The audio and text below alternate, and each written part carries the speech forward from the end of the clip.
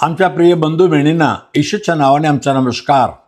सर्वे सरसंगे सकाळ हा कार्यक्रमासाठी मी तुम्हाला स्वागत करीत आहे. हाली आम्ही पाहत आहे की परमेश्वर आम्हाला कसं चालवतो, कसं मार्गदर्शन करतो. आज वचन पाहूया. निर्गमन 15 अध्याय 13 वचन, एक्सोडस 15:13. हे परमेश्वरा, तू आपल्या उद्धारलेल्या लोकांना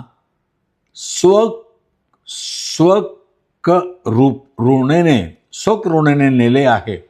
आपल्या बलाने तू त्यांना आपल्या पवित्र निवासाकडे घेऊन गेलेला आहे. परमेश्वर आम्हाला पहा, आपल्या दया त्याच्या कृपावरून करण्यावरून आम्हाला दरदिवस नेतो. येशू ख्रिस्त आमच्यावर कृपा केलेला आहे आणि आपल्या पवित्र निवासापर्यंत आम्हाला नेणारा परमेश्वर आहे. आज जगामध्ये पापी जनावर कृपा करणारा कोण देव आहे?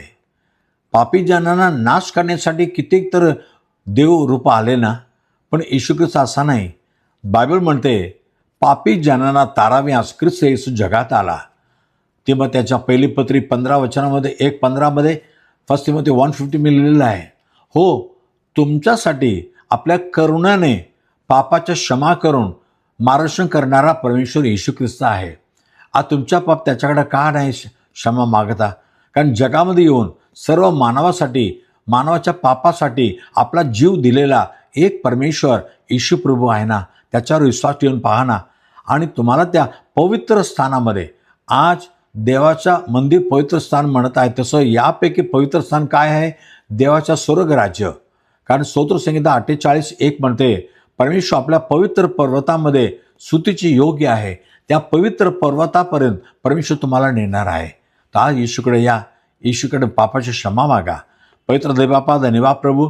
आज प्रभू तुझ्या करुणेने तू आम्हाला चालवणारा परमेश्वर आहे, आमच्या तारणारा उद्धारकर्ता म्हणून आलेला आहे. हो प्रभू, तू पापी पण दया दाखवतो आणि पापी जनांना पापापासून तारण्यासाठी तो आपला जीव दिला प्रभू. आज ते विश्वास करतात, पापाची क्षमा मागतात, पापाची क्षमा कर. जीवनामध्ये शांती, आराम दे प्रभू, आणि यापुढे त्यांचं जीवन पवित्र स्थळाकडे देव नेणारा असं जीवन असू दे. तुझ्या पवित्र पर्वत आहे सियोन पर्वत, स्वर्ग, तोपर्यंत आम्हाला चालव प्रभू.